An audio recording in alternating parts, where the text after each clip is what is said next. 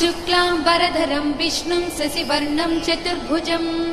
प्रसन्नवदनं ध्यायेत् सर्वविघ्नोपशान्तये। व्यासं वसिष्ठनप्तारं शक्तेः पौत्रमकल्मषं पराशरात्मजं वन्दे शुकतातं तपोनिधिं। व्यासाय विष्णुरूपाय व्यासरूपाय विष्णवे नमो वै ब्रह्मनिधये वासिष्ठाय नमो नमः। अविकाराय शुद्धाय नित्याय परमात्मने सदैकरूपरूपाय विष्णवे सर्वजिष्णवे। यस्य स्मरणमात्रेण जन्म संसारबन्धनात् विमुच्यते नमस्तस्मै विष्णवे प्रभविष्णवे। ॐ नमो विष्णवे प्रभविष्णवे।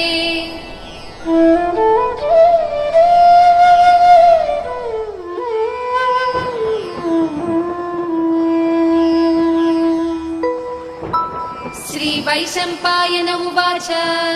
श्रुत्वा धर्मानशेषेण पावनानि च सर्वशः युधिष्ठिरः शान्तनवं पुनरेवाभ्यभाषत।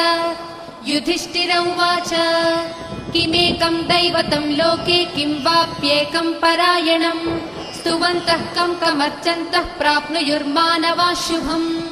को धर्मः सर्वधर्माणां भवतः परमो मतः किं जपन्मुच्यते जन्तुर्जन्म संसारबन्धनात्। श्रीभीष्म उवाच जगत्प्रभुं देवदेवमनन्तं पुरुषोत्तमं स्तुवन्नाम सहस्रेण पुरुषः सततोत्थितः तमेव चार्चयन् नित्यं भक्त्या पुरुषमव्ययम्। ध्यायन् स्तुवन्नमस्यञ्च यजमानस्तमेव च अनादिनिधनं विष्णुं सर्वलोकमहेश्वरम्। लोकाध्यक्षं स्तुवन् नित्यं सर्वदुःखातिगो भवेत्।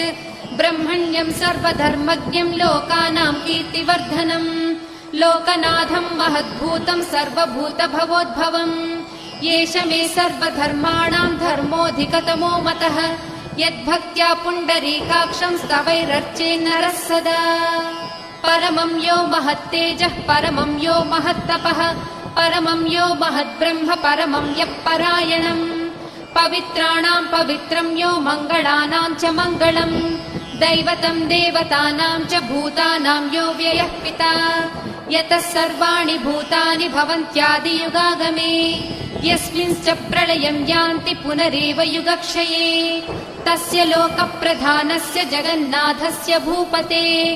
विष्णोर्नाम सहस्रं मे शृणु पापभयापहम्। यानि नामानि गौणानि विख्यातानि महात्मनः ऋषिभिः परिगीतानि तानि वक्ष्यामि भूतये। ऋषिर्नाम्नां सहस्रस्य वेदव्यासो महामुनिः छन्दोऽनुष्टुप् तथा देवो भगवान् देवकीसुतः। अमृतांशोद्भवो बीजं शक्तिर्देवकी नन्दनः त्रिसामा हृदयं तस्य शान्त्यर्थे विनियुज्यते।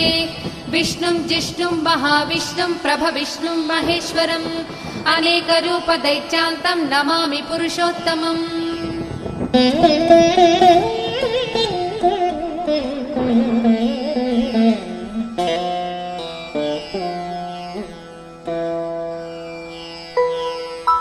अस्य श्रीविष्णोर्दिव्यसहस्रनामस्तोत्र महामन्त्रस्य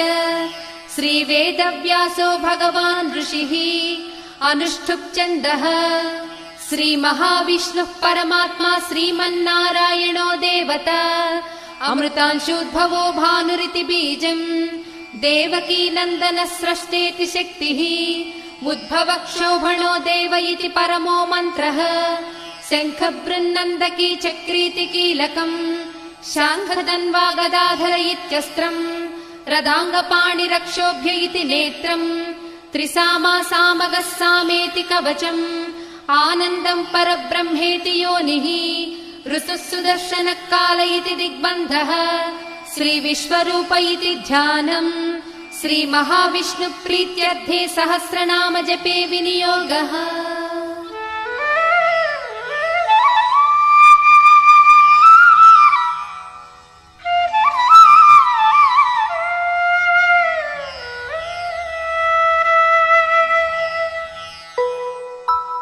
ध्यानम् क्षीरोदन्वत्प्रदेशे शुचिमणिविलसत्सैकते मौक्तिकानाम् मालाक्लुप्तासनस्तस्फटिकमणिनिभैर्मौक्तिकैर्मण्डिताङ्गः शुभ्रैरभ्रैरदभ्रैरुपरि विरचितैर्मुक्तपीयूषवर्षैः आनन्दीनः पुनीयादरिनलिनगदाशङ्खपाणिर्मुकुन्दः भूपादौ यस्य नाभिर्वियदसुरनिलश्चन्द्रसूर्यौ च नेत्रे कर्णावासा शिरोद्यौर्मुखमपि दहनो यस्य वास्तेयमब्धिः अन्तस्थं यस्य विश्वं सुरनरखगो भोगि गन्धर्वदैत्यैः चित्रं रम्यते तं त्रिभुवनवपुषं विष्णुमीशं नमामि। ॐ नमो भगवते वासुदेवाय।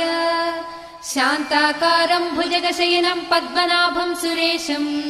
विश्वाधारं गगनसदृशं मेघवर्णं शुभाङ्गं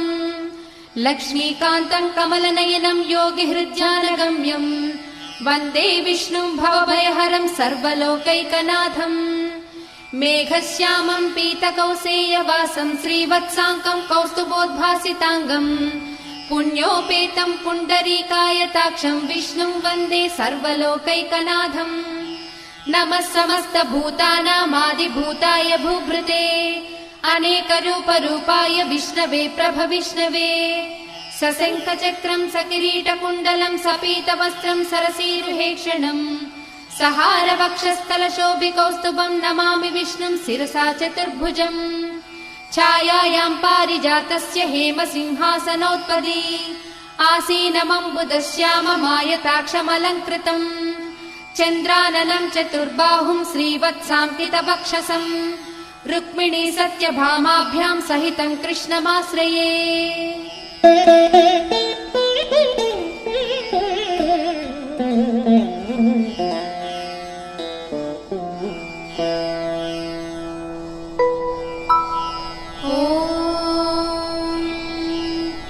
विश्वं विष्णुर्वषट्कारो भूतभव्यभवत्प्रभुः भूतकृद्भूतभृद्भावो भूतात्मा भूतभावनः भूतात्मा परमात्मा च मुक्तानां परमागतिः अव्ययः पुरुषः साक्षी क्षेत्रज्ञोऽक्षर एव च योगो योगविदां नेता प्रधानपुरुषेश्वरः नारसिंहवपुः श्रीमान् केशवः पुरुषोत्तमः सर्वशर्वशिवस्थाणुर्भूतादिर्निधिरव्ययः सम्भवो भावनो भर्ता प्रभवः प्रभुरीश्वरः स्वयंभूः शम्भुरादित्यः पुष्कराक्षो महास्वनः अनादिनिधनो धाता विधाता धातुरुत्तमः अप्रमेयो हृषीकेशः पद्मनाभो मरप्रभुः विश्वकर्मा मनुस्त्वष्टा सविष्ठस्थविरो ध्रुवः अग्राह्यः शाश्वतः कृष्णो लोहिताक्षः प्रतर्दनः प्रभूतस्त्रिककुब्धाम पवित्रं मङ्गलं परम् ईशानः प्राणदः प्राणो ज्येष्ठः श्रेष्ठः प्रजापतिः हिरण्यगर्भो भूगर्भो माधवो मधुसूदनः ईश्वरो विक्रमी धन्वी मेधावी विक्रमः क्रमः अनुत्तमो धुरादर्शः कृतज्ञः कृतिरात्मवान् सुरेशः शरणं शर्म विश्वरेताः प्रजाभवः अहः संवत्सरो व्याळः प्रत्ययः सर्वदर्शनः अजः सर्वेश्वरः सिद्धः सिद्धिः सर्वादिरच्युतः वृषा कपिरमेयात्मा सर्वयोगविनिसृतः वसुर्वसुमना सत्यः समात्मा संमितः समः अमोघ पुण्डरीकाक्षो वृषकर्मा वृषाकृतिः रुद्रो बहुशिरा बभ्रुर्विश्वयोनिः शुचिश्रवाः अमृतः शाश्वतस्थाणुर्वरारोहो महातपाः सर्वगः सर्वविद्वानुर्विश्वक्सेनो जनार्दनः वेदो वेदविदव्यङ्गो वेदाङ्गो वेदवित्कविः लोकाध्यक्षः सुराध्यक्षो धर्माध्यक्षः कृताकृतः चतुरात्मा चतुर्व्यूहश्चतुर्दंष्टश्चतुर्भुजः भ्राजिष्णुर्भोजनं भोक्ता सहिष्णुर्जगदादिजः अनघो विजयो जेता विश्वयोनिः पुनर्वसुः उपेन्द्रो वामनः प्रांशुरमोघः सुचिरूर्जितः अतीन्द्रः सङ्ग्रहः सर्गो धृतात्मा नियमो यमः वेद्यो वैद्यः सदा योगी वीरः माधवो मधुः अतीन्द्रियो महामायो महोत्साहो महाबलः महाबुद्धिर्महावीर्यो महाशक्तिर्महाद्युतिः अनिर्देश्य वपुः श्रीमानमेयात्मा महाधृधृत् महेश्वासो महीभर्ता श्रीनिवासः सताङ्गतिः अनिरुद्धः सुरानन्दो गोविन्दो गोविदापतिः मरीचिर्दमनो हंसः सुपर्णो भुजगोत्तमः हिरण्यनाभः सुतपाः पद्मनाभः प्रजापतिः अमृत्युः सर्वदृक्सिंहः सन्धाता सन्धिमान् स्थिरः अजो दुर्मर्षणः शास्ता विश्रुतात्मा सुरारिः गुरुर्गुरुतमो धामः सत्यः सत्यपराक्रमः निमिषो निमिषस्रग्वी वाचस्पतिरुदारधीः अग्रणीर्रामणि श्रीमान् न्यायो नेता समीरणः सहस्रमूर्धा विश्वात्मा सहस्राक्षः सहस्रपात् आवर्तनो निवृत्तात्मा संवृतः सम्प्रमर्दनः अहः संवर्तको वह्निरनिलो धरणीधरः सुप्रसादः प्रसन्नात्मा विश्वभृग्विभुः सत्कर्ता सत्कृतः साधुर्जह्नुर्नारायणो नरः असङ्ख्येयो प्रमेयात्मा विशिष्टः शिष्टकृच्छुचिः सिद्धार्थः सिद्धसङ्कल्पः सिद्धिदः सिद्धिसाधनः वृषाही वृषभो विष्णुर्वृषपर्वा वृषोदरः वर्धनो वर्धमानश्च विविक्तः श्रुतिसागरः सुभुजो दुर्धरो वाग्मी महेन्द्रो वसुदो वसुः नैकरूपो बृहद्रूपः श्रीविष्टः प्रकाशनः ओजस्तेजो ज्युतिधरः प्रकाशात्मा प्रतापनः रुद्धस्पष्टाक्षरो मन्त्रश्चन्द्रांशुर्भास्करज्युतिः अमृतांशूद्भवो भानुश्च स बिन्दुः सुरेश्वरः औषधम् जगतः सेतुः सत्यधर्मः पराक्रमः भूतभव्यभवन्नाथः पवनः पावनो नलः कामः कामकृत्कान्तः कामः कामप्रदः प्रभुः युगाधिकृत्युगावर्तो नैकमायो महाशनः अदृश्यो व्यक्तरूपश्च सहस्रजिदनन्तजित् इष्टो विशिष्टः शिष्टेष्टः शिखण्डी नहुषो वृषः क्रोधः क्रोधकृत्कर्ता विश्वबाहुर्महीधरः अच्युतः प्रदितः प्राणः प्राणदो वासवानुजः अपां निधिरधिष्ठानमप्रमत्तः प्रतिष्ठितः स्कन्दः स्कन्दधरो दुर्यो वरदो वायुवाहनः वासुदेवो बृहद्भानुरादिदेवः पुरन्दरः अशोकस्तारणस्तारः शूरः शौरिजनेश्वरः अनुकूलस्य तावर्तः पद्मे पद्मनिभेक्षणः पद्मनाभोरविन्दाक्षः पद्मगर्भः शरीरभृत् महर्धिर्वृद्धो वृद्धात्मा महाक्षो गरुडध्वजः अतुलः शरभो भीमः समयज्ञो हविर्हरिः सर्वलक्षणलक्षण्यो लक्ष्मीवान् समितिञ्जयः विक्षरो रोहितो मार्गो हेतुर्दामोदरः सहः महीधरो महाभागो वेगवानमिताशनः उद्भवः क्षोभणो देवः श्रीगर्भः परमेश्वरः करणं कारणं कर्ता विकर्ता गहनो गुहः व्यवसायो व्यवस्थानः संस्थानस्थानदो ध्रुवः परर्धिः परमस्पष्टः तुष्टः पुष्टः सुभेक्षणः रामो विरामो विरजो मार्गो नेयो नयो नयः वीरः शक्तिमतां श्रेष्ठो धर्मो धर्मविदुत्तमः वैकुण्ठः पुरुषः प्राणः प्राणदः प्रणवः पृथुः हिरण्यगर्भः शत्रुघ्नो व्याप्तो वायुरथोक्षजः ऋतुः सुदर्शनः कालः परमेष्टि परिग्रहः उग्रः संवत्सरो दक्षो विश्रामो विश्वदक्षिणः विस्तारस्थावरस्थाणुः प्रमाणं बीजमव्ययम् अर्धोऽनर्धो महाकोशो महाभोगो महाधनः अनिर्विण्णस्थविष्टो भूर्धर्मयूपो महामखः नक्षत्रनेमिर्नक्षत्री क्षमः क्षामः समीहनः यज्ञयुज्यो महेज्यश्च क्रतुः सत्रं सदाङ्गतिः सर्वदर्शी विमुक्तात्मा सर्वज्ञो ज्ञानमुत्तमम् सुव्रतः सुमुखः सूक्ष्मः सुघोषः सुखदः सुहृत् मनोहरोजितक्रोधो वीरबाहुर्विदारणः स्वापनः स्ववशो व्यापी नैकात्मा नैककर्मकृत् वत्सरो वत्सलो वत्सी रत्नगर्भो धनेश्वरः धर्मकृद्धर्मी सदसक्षरमक्षरम् अविज्ञाता सहस्रांशुर्विधाता कृतलक्षणः गभस्तिनेमिः सत्त्वस्था सिंहो भूतमहेश्वरः आदिदेवो महादेवो देवेशो देवभृद्गुरुः उत्तरो गोपतिर्गोप्ता ज्ञानगम्यः पुरातनः शरीरभूतभृद्भोक्ता कपीन्द्रो भूरि दक्षिणः सोमपोऽमृतपः सोमः पुरुजित्पुरुसत्तमः विनयोजयः सत्यसन्धो दासार्हः सात्वतां पतिः जीवो विनयिता साक्षी मुकुन्दो मितविक्रमः अम्भो निधिरनन्तात्मा महोदतिशयोऽन्तकः अजो महार्हः स्वाभाव्यो जितामित्रः प्रमोदनः आनन्दो नन्दनो नन्दः सत्यधर्मा त्रिविक्रमः महर्षिः कपिलाचार्यः कृतज्ञो मेदिनीपतिः त्रिपदस्त्रिदशाध्यक्षो महाशृङ्गः कृतान्तकृत् महावराहो गोविन्दः सुषेणः कनकाङ्गदी गुह्यो गभीरो गहनो गुप्तश्चक्रगदाधरः वेदास्वाङ्गोजितः कृष्णो दृढः सङ्कर्षणोच्युतः वरुणो वारुणो वृक्षः पुष्कराक्षो महामनाः भगवान् भगवानन्दी वनमाली हलायुधः आदित्यो ज्योतिरादित्यः सहिष्णुर्गतिसत्तमः सुधन्वा कण्डपरशुर्दारुणो द्रविणप्रदः दिवस्पृक् सर्वदृग्यासो वाचस्पतिरयो निजः त्रिसामासामगः साम निर्वाणम् भेषजम् भिषक् सन्न्यासकृच्चमशान्तो निष्ठा शान्तिः परायणम् शुभाङ्गः शान्तिदः स्रष्टा कुमुदः कुवलेशयः गोहितो गोपतिर्गोप्ता वृषभाक्षो वृषप्रियः अनिवर्ती निवृत्तात्मा संक्षेप्ताक्षेम कृच्छिवः श्रीवत्सवक्षा श्रीवासः श्रीपतिः श्रीमताम्बरः श्रीधः श्रीसः श्रीनिवासः श्रीनिधिः श्रीविभावनः श्रीधर श्रीकर श्रेयः श्रीमान् लोकत्रयाश्रयः स्वक्षस्वङ्गस्य तानन्दो नन्दिर्ज्योतिर्गणेश्वरः विजितात्मा विधेयात्मा सत्कीर्तिश्चिन्न संशयः उदीर्णः सर्वतश्चक्षुरनीशः शाश्वतस्थिरः भूषयो भूषणो भूतिर्दिशोकः शोकनाशनः अर्चिष्मानर्चितः कुम्भो विशुद्धात्मा विशोधनः अनिरुद्धो प्रतिरतः प्रद्युम्नो मितविक्रमः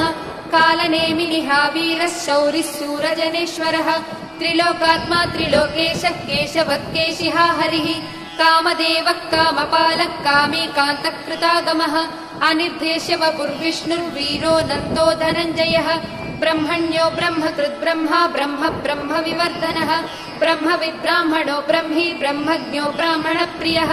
महाक्रमो महाकर्मा महातेजा महोरगः महाक्रतुर्महायज्वा महायज्ञो महाहविः स्तव्यस्तव प्रियस्तोत्रम् स्तुतिस्तोतारणप्रियः पूर्णः पूरयिता पुण्यः पुण्यकीर्तिरनामयः मनोजवस्तीर्थकरो वसुरेता वसुप्रदः वसुप्रदो वासुदेवो वसुर्वसुमनाहविः सद्गतिः सत्कृतिः सत्ता सद्भूतिः सत्परायणः सूरसेनो यदुश्रेष्ठः सन्निवासः सुयामुनः भूतावासो वासुदेवः सर्वासु निलयो ननः दर्पः दर्पदो दृप्तो दुर्धरोधापराजितः विश्वमूर्तिर्महामूर्तिर्दीप्तमूर्तिरमूर्तिमान् अनेकमूर्तिरव्यक्तः शतमूर्तिः शताननः एको नैकः स वः कः किम् यत्तत्पदमनुत्तमम् लोकबन्धुर्लोकनाथो माधवो भक्तवत्सलः सुवर्णवर्णो हेमाङ्गो वरागश्चन्दनागदी वीरः विषमः शून्यो घृतासीरचलश्चलः अमानीमानदो मान्यो लोकस्वामी त्रिलोकधृत् सुमेधा मेधजो धन्यः सत्यमेधाधराधरः तेजो वृषो युधिधरः सर्वशस्त्रभृताम्बरः प्रग्रहो निग्रहो व्यग्रो नैकशृङ्गो गदाग्रजः चतुर्मूर्तिश्चतुर्बाहुश्चतुर्व्यूहश्चतुर्गतिः चतुरात्मा चतुर्भावश्चतुर्वेदविदेकपात् समावर्तो निवृत्तात्मा दुर्जयो दुरतिक्रमः दुर्लभो दुर्गमो दुर्गो दुरावासो दुरारिः शुभाङ्गो लोकसारङ्गः सुतन्तुस्तन्तुवर्धनः इन्द्रकर्मा महाकर्मा कृतकर्मा कृतागमः उद्भवः सुन्दरः सुन्दो रत्ननाभः सुलोचनः अर्को वाजसनः शृङ्गी जयन्तः सर्वविजयी सुवर्णबिन्दुरक्षोभ्यः सर्ववागीश्वरेश्वरः महाह्रदो महागर्तो महाभूतो महानिधिः कुमुदः कुन्दरः कुन्दः पर्जन्यः पावनोऽनिलः अमृताशोऽमृतवपुः सर्वज्ञः सर्वतोमुखः सुलभः सुव्रतः सिद्धः शत्रुजिच्छत्रुतापनः न्यग्रोधोदुम्बरोऽश्वत्थश्चाणूरान्ध्रनिषूदनः सहस्रार्चिः सप्तजिह्वः सप्तैधा सप्तवाहनः अमूर्तिरनघोचिन्त्यो भयकृद्भयनाशनः अणुर्बृहत्कृशस्थूलो गुणभृन्निर्गुणो महान् अधृतस्वधृतस्वास्य प्राग्वंशो वंशवर्धनः भारभृत्कथितो योगी योगीशः सर्वकामदः आश्रमश्रमणक्षामः सुपर्णो वायुवाहनः धनुर्धरो धनुर्वेदो दण्डो दमयिता दमः अपराजितः सर्वसहो नियन्ता नियमो यमः सत्त्ववान् सात्विकः सत्यः सत्यधर्मपरायणः अभिप्राय प्रियार्होर्हः प्रियकृत्प्रीतिवर्धनः विहाय स गतिर्ज्योतिः सुरुचिर्भुत भुग्विभुः रविर्विरोचनः सूर्यः सविता रविलोचनः अनन्तो हृतभुग्भोक्ता सुखदो नैकजोऽग्रजः अनिर्विण्णः सदामर्षि लोकाधिष्ठानमद्भुतः सनातनतमः कपिलः कपिरव्ययः स्वस्तिदः स्वस्तिकृत् स्वस्ति स्वस्ति भुक् स्वस्ति दक्षिणः अरौद्रः कुण्डली चक्री विक्रम्यूर्जितशासनः शब्दातिकः शब्दसः शिशिरः सर्वरीकरः अक्रूरः पेशलो दक्षो दक्षिणः क्षमिणाम्बरः विद्वत्तमो वीतभयः पुण्यश्रवणकीर्तनः उत्तारणो दुष्कृतिः पुण्यो दुःस्वप्ननाशनः वीरः रक्षणः सन्तो जीवनम् पर्यवस्थितः अनन्तरूपोऽनन्तश्रीजितमन्युर्भयापहः चतुरस्रो गभीरात्मा विदिशो व्यादिशो दिशः अनादिर्भूर्भुरो लक्ष्मी सुवीरो रुचिराङ्गदः जननो जनजन्मादिर्भीमो भीमपराक्रमः आधारनिलयो धाता पुष्पहास प्रजागरः ऊर्ध्वगः सत्पथाचारः प्राणदः प्रणवः प्रमाणम् प्राणनिलयः प्राणभृत् प्राणजीवनः तत्त्वम् तत्त्वविदेकात्मा जन्म मृत्युजरातिगः भूर्भुवः स्वस्तरुस्तारः सविता प्रपितामहः यज्ञो यज्ञपतिर्वज्या यज्ञाङ्गो यज्ञवाहनः यज्ञभृद्यज्ञकृज्यज्ञी यज्ञभुग्यज्ञसाधनः यज्ञान्तकृद्यज्ञगुह्यमन्नमन्नादयेव च आत्मयोनिस्वयम् जातो वैखानः सामगायनः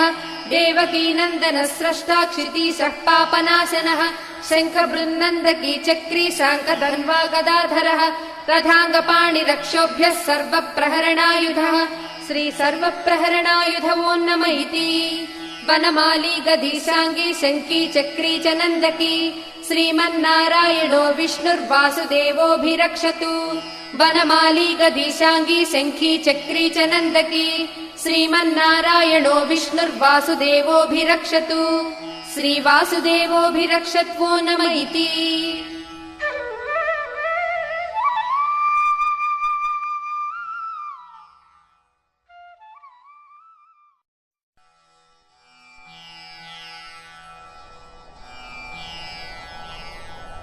इतीदम् कीर्तनीयस्य केशवस्य महात्मनः नाम्नाम् सहस्रम् दिव्यानाम् अशेषेण प्रकीर्तितम् य इदम् शृणुया नित्यम् यश्चापि परिकीर्तयेत् नाशुभम् प्राप्नुयात् किञ्चित् सोमुत्रेह च मानवः वेदान्तको ब्राह्मणः स्यात् क्षत्रियो विजयी भवेत् वैश्यो धनसमृद्धः स्यात् शूद्रः सुखमवाप्नुयात् धर्मार्थी प्राप्नुयात् धर्मम् अर्थार्थी चार्थमाप्नुयात् कामानवाप्नुयात् कामी प्रजार्थी चाप्नुयात् प्रजाम् भक्तिमान् यः सदोत्थाय शुचिस्तद्गतमानसः सहस्रम् वासुदेवस्य नाम्नामेतत् प्रकीर्तयेत् यशः प्राप्नोति विपुलम् याति प्राधान्यमेव च अचलाम् श्रियमाप्नोति श्रेयः प्राप्नोत्यनुत्तमम् न भयम् क्वचिदाप्नोति वीर्यम् तेजश्च विन्दति भवच्च रोगो द्युतिमान् बलरूपगुणान्वितः रोगातो मुच्यते रोगात् बद्धो मुच्येत बन्धनात् भयान्मुच्येत भीतस्तु मुच्येतापन्न आपदः दुर्गाण्यतितरत्यासु पुरुषः पुरुषोत्तमम् स्तुवन्नाम सहस्रेण नित्यम् भक्तिसमन्वितः वासुदेवाश्रयो मर्त्यो वासुदेवपरायणः सर्वपापविशुद्धात्मा याति ब्रह्म सनातनम्